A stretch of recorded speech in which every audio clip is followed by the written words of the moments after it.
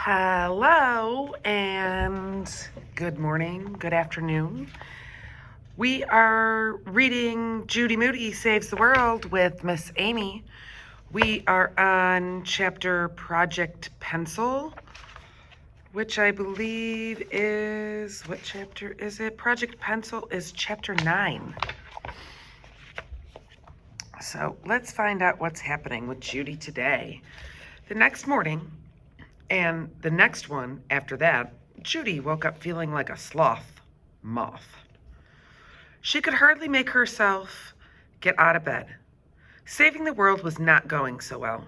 She hadn't done anything really important, like heal the world with her own crazy strip. So far, she had only saved 4 banana peels, a lunch bag, and a toad. On Friday morning, Judy ate her no garbage breakfast in silence. She packed her no garbage lunch by herself.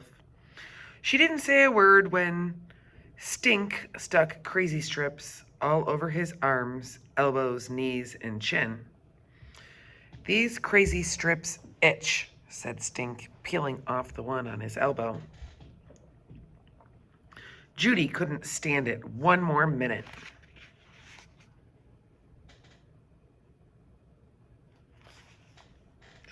"If those were crazy strips," said Judy, "I'd be happy to itch. I would not scratch once, and I would never, not ever, peel it off. Not even in the bathtub." Okay, change the scene. In school, Judy did not raise her hand once. She did not pass a note to Frank. She did nothing but chew her grouchy pencil all through spelling.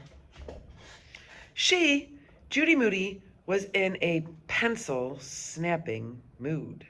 Ooh, Judy Moody is grouchy.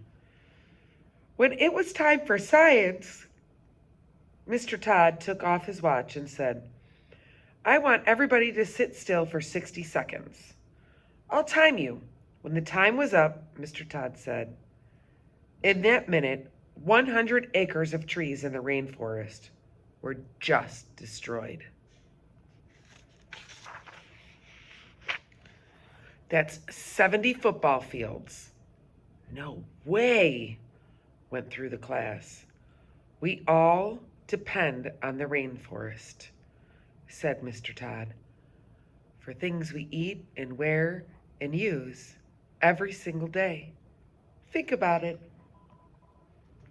Even your wooden pencil and rubber eraser could be from the rainforest.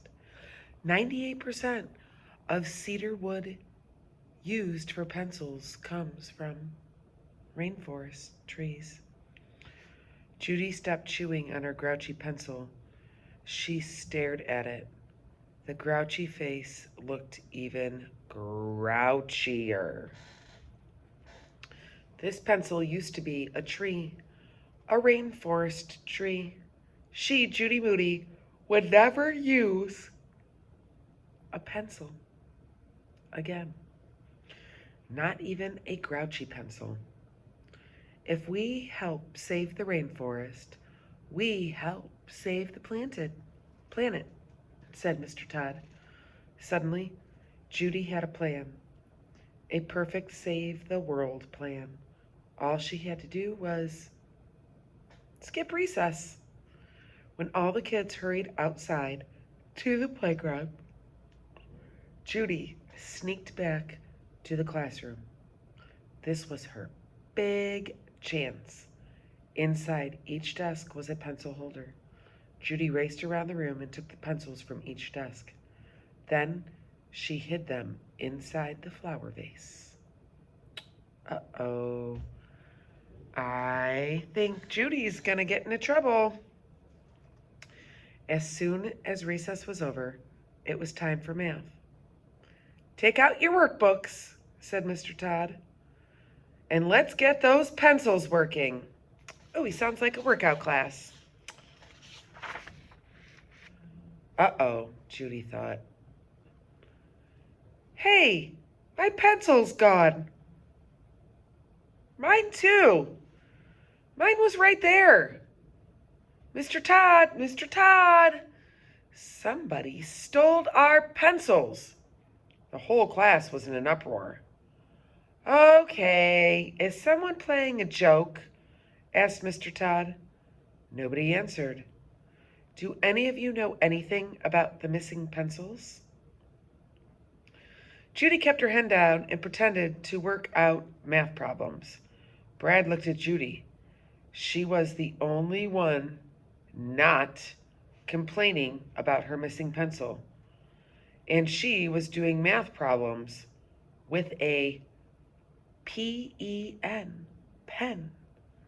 Pencil thief, yelled Brad, pointing at her. Judy Moody stole our pencils.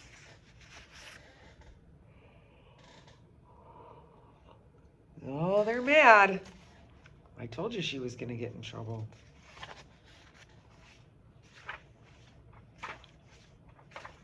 It's a long chapter. Judy felt eyes of 21 third-grader pencil lovers turning to her and glaring. Judy, Mr. Todd came over to her desk. What do you know about these missing pencils? Okay, I took them, Judy confessed, because I think we should stop using pencils. Stop using pencils? That's nuts, Brad said. To help save the rainforest, said Judy.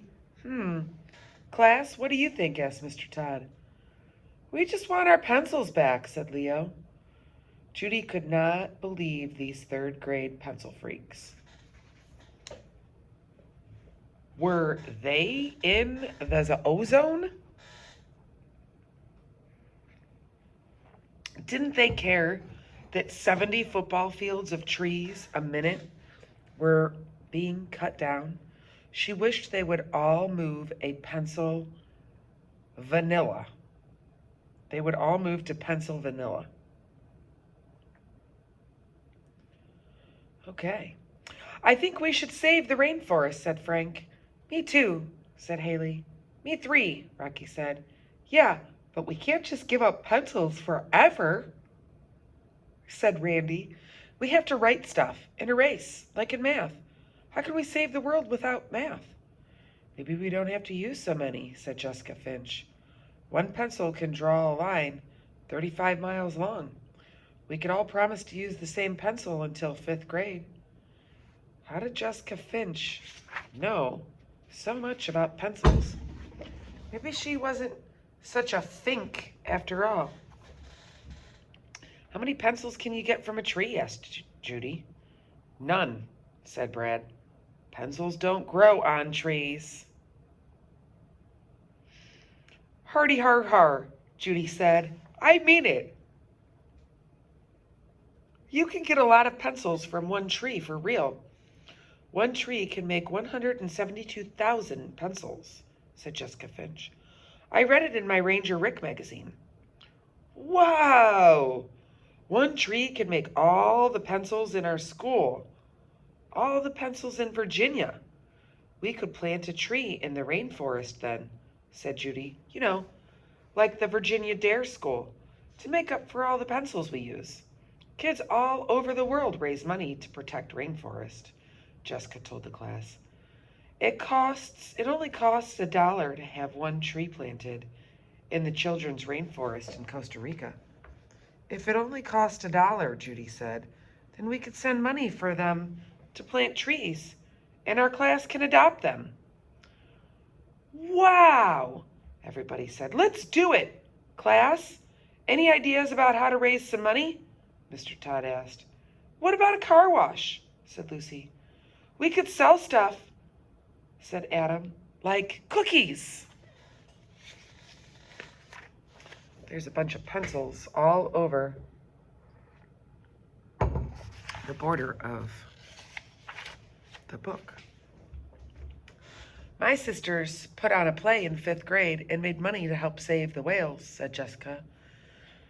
She even won a giraffe award for it. A giraffe award for somebody who sticks their neck out for a good cause, Judy could hardly wait till 5th grade. Maybe we could put on a magic show, said Rocky. Or we can collect a bunch of stuff to recycle, said Frank, and get money for it. The recycle center gives 5 cents each for bottle pops and milk jugs. Rare, said Judy. Double cool, said Rocky. A bottle drive sounds like a fine idea, said Mr. Todd. We could raise money while recycling at the same time. What do you say, class? Do you think we can collect enough bottles? Yeah, everyone yelled. It was settled. The Virginia Dare School Class 3T was going into the bottle business, starting with their very own cafeteria. Oh, wow. So Judy didn't even get into trouble. I was really wrong. What a great idea. The 3rd graders spent the afternoon rounding up milk jugs from all over the school. They piled up plastic bottles from the kindergarten classes, and from the teacher's lunchroom. They even rescued some from the trash. Class 3T worked as hard as an army of leaf clutter ants. That was cool how you got us out of math class, whispered Frank.